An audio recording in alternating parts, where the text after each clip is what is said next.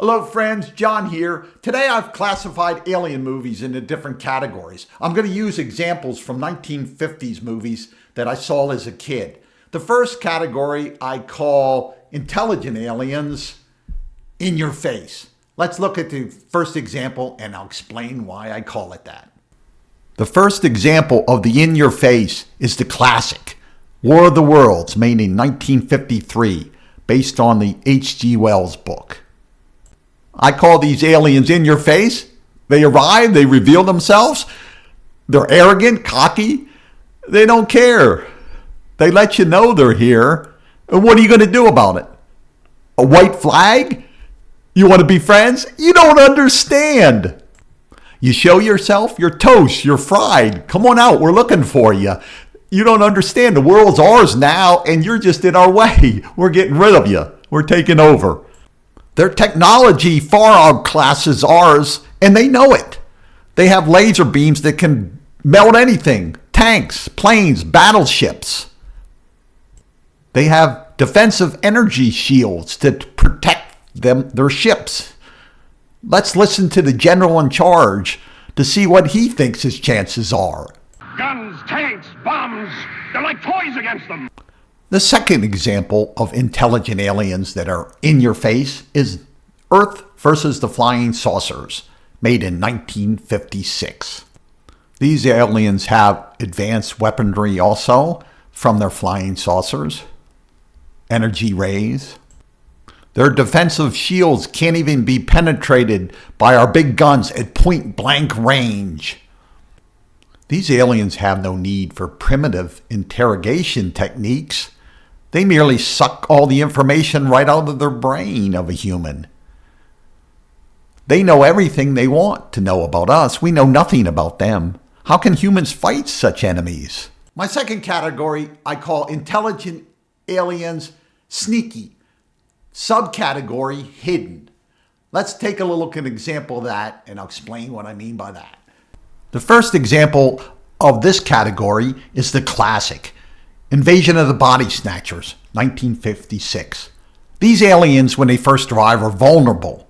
They're weak. In this case, some gasoline in a match would destroy them. Their great strength is their ability to imitate, infiltrate.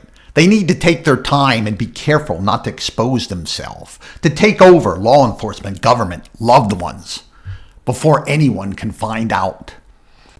Should this type of alien succeed in establishing a foothold, another one of its weapons that works to its benefit is the fear and paranoia should someone find out. They don't know who is friend and who is enemy. The final advantage this type of alien would have would be the skepticism a discoverer of their plot would encounter. Such a person would be viewed as a lunatic instead of a savior of humanity. Meanwhile, the numbers of the aliens would spread throughout the country. The second example of sneaky hidden is the film Invaders from Mars, 1953. These aliens have technology, but because of low numbers and a vulnerability to human weapons, they feel the need to act surreptitiously. The aliens insert brain control devices in captured individuals whom they think will serve useful purposes. A boy discovers the aliens, but just like in the previous film, he does not know who is friend and who is foe. He also faces the dilemma of trying to convince others of his discovery. Human skepticism again works in favor of the sneaky, hidden aliens. Now we get to the category intelligent, sneaky, subcategory I call used car salesman, aka the bullshitter. So let's listen to one, and you can see why I call it that. I know you want to destroy me, but listen, please listen. I only want to help you. What harm is there in hearing them out? You need me, and I have come. Through me, we will unite our intellects within one body. Within the hour, the first of our new generation will be born. Don't kill me. In destroying me, you are destroying your only hope for mankind. That clip was from the film Night of the Blood Beast, 1958. Do you see why I call it a used car salesman? With the alien saying, I hate to do this. I'm getting a raw deal, but I'm going to really help you out because I really like you.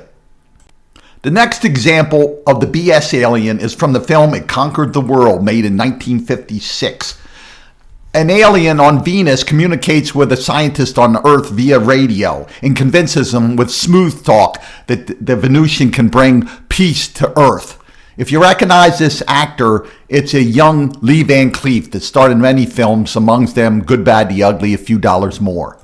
The alien arrives on Earth and relies not only on its ability to persuade the naive scientists, but also has the capability to infect a limited number of people with mind control devices.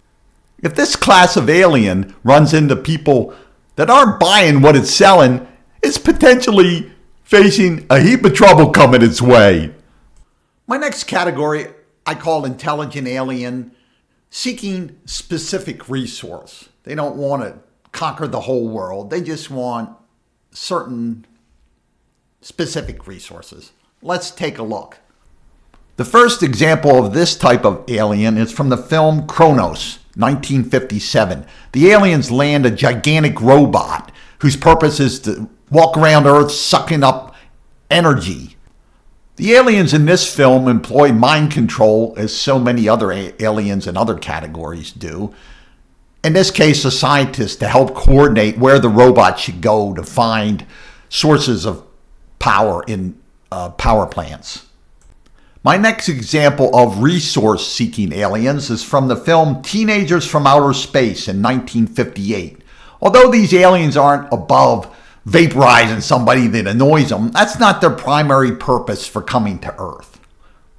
Their purpose is to use Earth as extra farmland to raise one of the creatures they like to eat called the Gorgon.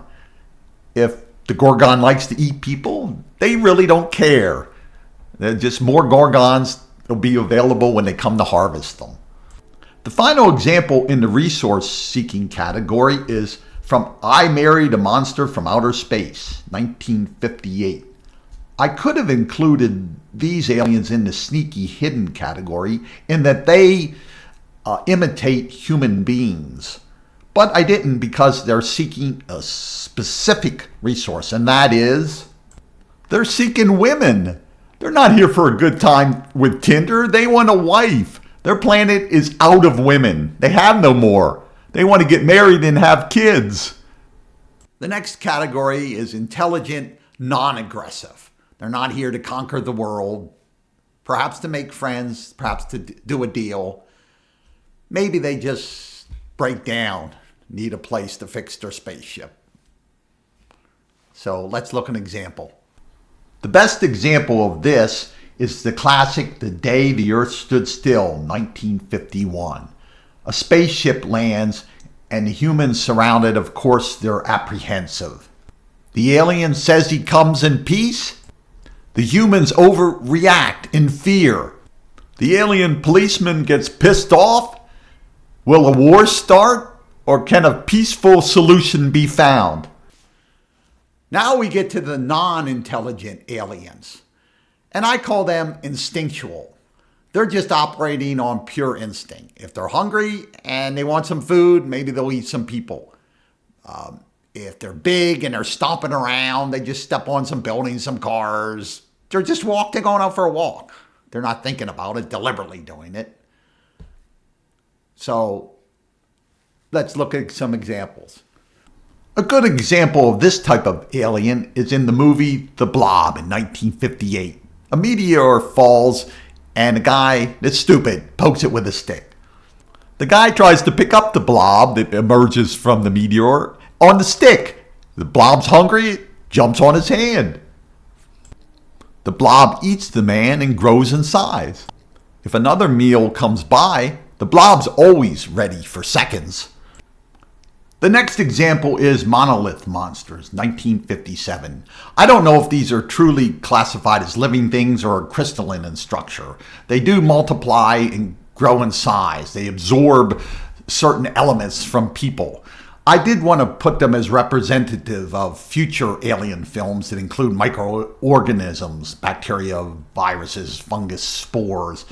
And I'm thinking of, say, Andromeda Strain, which was an excellent movie in the 70s. The next alien that operates on pure instinct is the creature from 20 Million Miles to Earth, 1957. It's brought back as an egg from Venus by astronauts. It didn't deliberately come here. It hatches out and grows to a big size very quickly. The first time seeing it, it's going across the farmland. There's some sheep. The big ones run away and there's little baby sheep and you're like, oh no, it's going to eat that. It doesn't. It goes by some chickens. No, it goes into the barn and gets a sack of grain and tears it open and starts eating. It's a vegan. But it's attacked by a dog.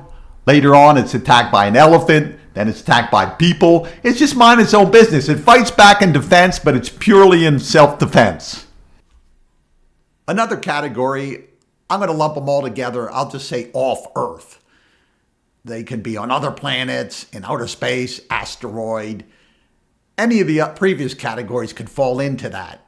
Where if they land on another planet, there's something wants to eat them. Somebody's friendly. Somebody's not friendly. But there's a specific one I want to point out, and I'll use an example where the humans become the aliens. So let's look at one. This clip is from the film Angry Red Planet, 1959. This alien's just chilling out, having a good time. He probably had a hard week at work, his day off, just relaxing. Some dog-blasted aliens come along, and the aliens are humans, and they decide this poor creature's legs are trees, and they're going to take a sample. Now, naturally, the creature gets irritated, as you would if you were just hanging around, something came taking samples off your leg. So, what do? The humans shoot the poor creature in the eyes with a laser beam, blinding them. The humans fall into the category of intelligent alien in your face. It's literally in his face. One of the blinded creature's neighbors reacts to the in-your-face human aliens and eats the one that has the laser. The other humans escape on the rocket ship to return to Earth. A category that I thought of with recent modern movies, but I was unable to think of any examples in the 50s, was aliens coming for fun or sport.